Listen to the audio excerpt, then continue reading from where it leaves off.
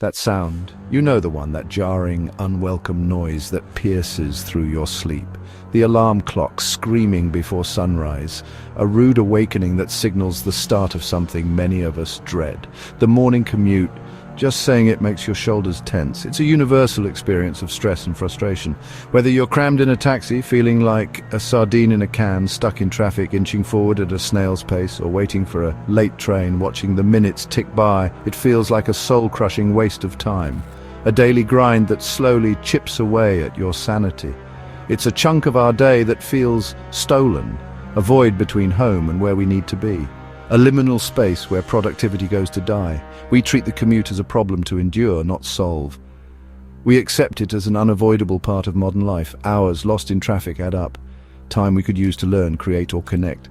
Time that could be spent on hobbies, family, or personal growth. Instead, we burn fuel, patience, and precious moments. We're literally burning resources and our own well-being. The real frustration, lack of control. We're at the mercy of traffic, schedules, and other people's decisions. We're cogs in a machine, subject to forces beyond our influence. This powerlessness makes us feel small in a system too big to change. It's easy to feel overwhelmed by the scale of the problem, but every big system is just a collection of individual experiences. It's made up of countless journeys, each with its own story. If we understand those, we can start to redesign them. By focusing on the individual, we can begin to tackle the systemic issues. That's where design thinking begins, with a simple question. What's it really like for you? What are your pain points, your frustrations, and your hopes for a better commute? To fix a problem, you have to get close. You need to understand the nuances, the unspoken needs, and the underlying motivations. In design thinking, empathy isn't just a soft skill, it's our first and most crucial tool.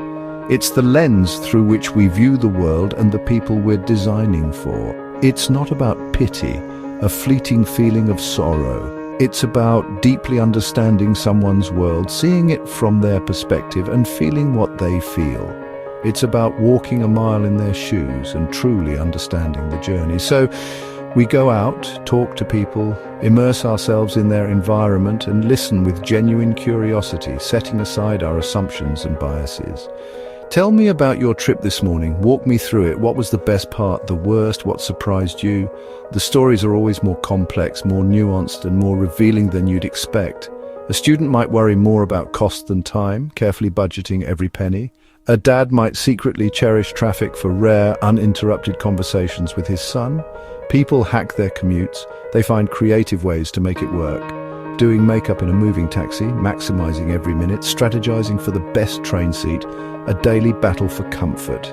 These hacks reveal what people truly value, what truly matters to them. Control over their environment, a sense of accomplishment, peace amidst the chaos, or a sliver of personal space. By observing and listening intently and documenting our findings, we see the real human-sized problems, the everyday struggles that often go unnoticed. Empathy lets us move beyond the surface level. Traffic is bad. To understand the individual hopes, dreams, and frustrations that are tangled up in that congestion. This deep understanding is the foundation. Without it, we're just guessing, operating in the dark.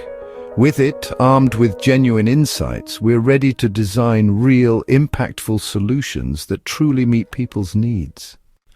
After gathering stories, we look for patterns. What are the real issues beneath the complaints? The problem isn't just long commutes, it's the unpredictability and anxiety of not knowing if you'll be on time. That uncertainty is a huge source of stress. Apps like Waze help because they give a sense of control. Another issue, boredom and wasted potential. People feel their brains turning to mush. Humans crave purpose and stimulation, not just passive waiting. That's why headphones are everywhere. People are desperate to fill the void. So the real question isn't just how do we make the commute faster? It's how might we transform the commute from stressful and wasteful to reliable, engaging, and enriching. It's about addressing needs for control, purpose, and well-being. Now we have a clear target for creativity. This is the launchpad for innovation. Once we define the real problem, truly understanding its core, we can flip it. What if the commute became not just tolerable, but the best part of your day? A moment you actively look forward to. Imagine looking forward to your commute, a complete shift in perspective. A time for personal growth, deep relaxation, meaningful social connection, or simply quiet contemplation. People already instinctively try to find value in this often perceived wasted time. A dad cherishes those uninterrupted talks with his son, creating lasting memories. A student studies diligently, maximizing every minute. Someone perfects their makeup, preparing for the day ahead. Our job as designers and innovators is to recognize and amplify these existing efforts. How can we design systems, infrastructure, and experiences that make it significantly easier and more appealing to turn commutes into consistently positive experiences? The ultimate goal isn't just efficiency and speed, it's personal enrichment and a higher quality of life.